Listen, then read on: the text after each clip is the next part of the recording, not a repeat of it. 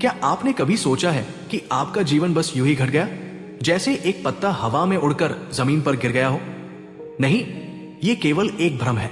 आपका जीवन, आपका जन्म, आपके माता पिता, आपके रिश्ते, आपके संघर्ष और सफलताएं, ये सब इत्तेफाक नहीं, बल्कि एक गहराई से बनाई गई आत्मिक योजना का हिस्सा है। एक ऐसी योजना जो आपने स्वयं चुनी थी। एक ऐसी दुनिया में जहां न समय है न स्थान, केवल चेतना है। वहां आपकी आत्मा ने निर्णय लिया किस प्रकार का जीवन जीना है, कौन से अनुभवों से गुजरना है और किन रिश्तों के जरिए खुद को पहचानना है। आत्मा का पूर्वजन्म निर्णय। हजारों साल पहले वेदों, उपनिषदों, गरुड़ पुराण और बौद्ध ग्रंथों ने एक ही बात को दोहराया। जीवन एक आत्मिक विकल्प है, संयोग नहीं। तिब्बती बौद्ध धर्म की सिद्धि परंपरा बारदो की अवधारणाओं में बताया गया है कि आत्मा जन्म से पहले अपने जीवन की रूपरेखा तैयार करती है। योगिक साधना में बताया गया है कि आत्मा अपने कर्मों और चेतना के स्तर के अनुसार अगले जीवन का चयन करती है। और यही नहीं, पश्चिम की हर्मेटिक फिलॉसफी, सूफी संतों की शिक्षाएं, प्राचीन ईसाई रहस्यवाद, सभी इस विचार को स्वीकारते हैं। जन्म से पहले की दुनिया। जब आत्मा एक जीवन समाप्त करती है, वो एक ऐसे आयाम में प्रवेश करती है जिसे इंटरलाइफ कहा जाता है, जहां न शरीर है न शब्द, केवल ऊर्जा है। वहां आत्मा पूर्ण शांति में होती है, न भय, न लालच, न क्रोध, सिर्फ शुद्ध प्रेम, शुद्ध चेतना। वहां आत्मा अपने अतीत को देखती है।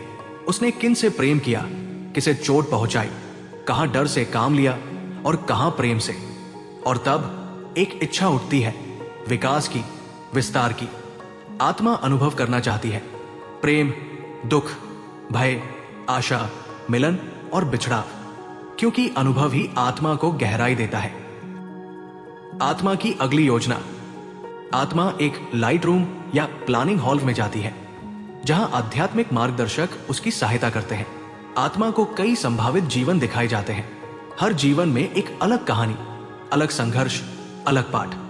आत्मा ये नहीं देखती कि कौन सा जीवन आसान होगा, बल्कि वह चुनती है कौन सा जीवन उसके विकास में सबसे ज्यादा सहायक होगा। फिर वो माता पिता चुनती है, जन्म स्थान, संस्कृति, समय और यहां तक कि अपनी कमजोरियां भी। हां, आपने खुद चुना था अपनी चुनौतियां, अपनी बीमारियां, अपने संघर्ष। आत्मिक अनुबंध और आत्मा समूह। आपके जीवन में जो भी लोग आए, आपके माता पिता, मित्र, प्रेमी, यहां तक कि वे जिन्होंने आपको आहत किया, सबके साथ आपके आत्मिक अनुबंध थे। कुछ आत्माएं आपका सहारा बनती हैं, कुछ आपको चुनौती देती हैं, कुछ केवल आपका आईना बन जाती है। हम आत्माएं समूह में यात्रा करती हैं, जिन्हें सोल फैमिलीज कहा जाता है। एक जन्म में कोई मां होता है, दूसरे में भाई, तीसरे में मित्र या शत्रु, पर उद्देश्य एक ही होता है, विकास। कर्म और चेतना की सीख। कर्म कोई दंड नहीं है, कर्म एक दर्पण है जो दिखाता है कि आपने जो किया है वही आपको मिलेगा। प्रेम का बीज बोया तो प्रेम की फसल, घृणा का बीज बोया तो पीड़ा की फसल। आपका आज आपके पिछले कर्मों का प्रतिबिंब है। आपका कल आज के कर्मों पर निर्भर करता है। हर सोच, हर भावना, हर क्रिया ऊर्जा बनती है और लौटती है। आत्मा और स्वतंत्र इच्छा। आपकी आत्मा ने योजना बनाई थी, लेकिन आपको मिला है स्वतंत्र इच्छा का वरदान। आप हर मोड़ पर चुन सकते हैं, डर या साहस, घृणा या क्षमा, भागना या सामना करना। कोई भी भविष्यवाणी आपके पूरे जीवन को नहीं जान सकती, क्योंकि आप हर पल नई वास्तविकता बना रहे हैं। यही आत्मा का खेल है, योजना बनाना और फिर उस योजना को स्वतंत्र इच्छा से निभाना। भूलने का पर्दा। लेकिन अगर सब कुछ पहले से तय है तो हमें याद क्यों नहीं रहता? क्योंकि जन्म के साथ आता है। भूलने का पर्दा, ये कोई सजा नहीं है, ये एक वरदान है। अगर हमें सब पता होता तो क्या हम सच्चे अनुभव कर पाते? क्या हम वास्तव में सीखते?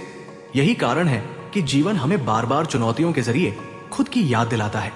कभी किसी सपने में, कभी किसी इंट्यूशन में, कभी किसी अजनबी की बात में।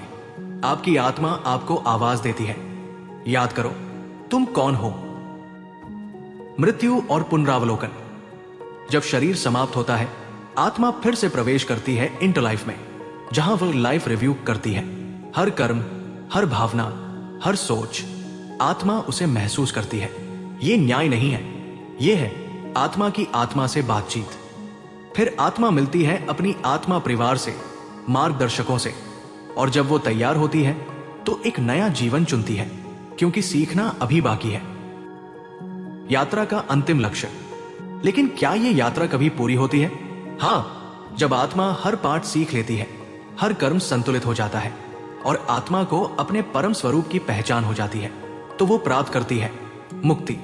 वो जन्म और मृत्यु के चक्र से ऊपर उठ जाती है। फिर आत्मा चाहे तो उच्च लोकों में विश्राम करे या वापस लौटे दूसरों की सेवा के लिए।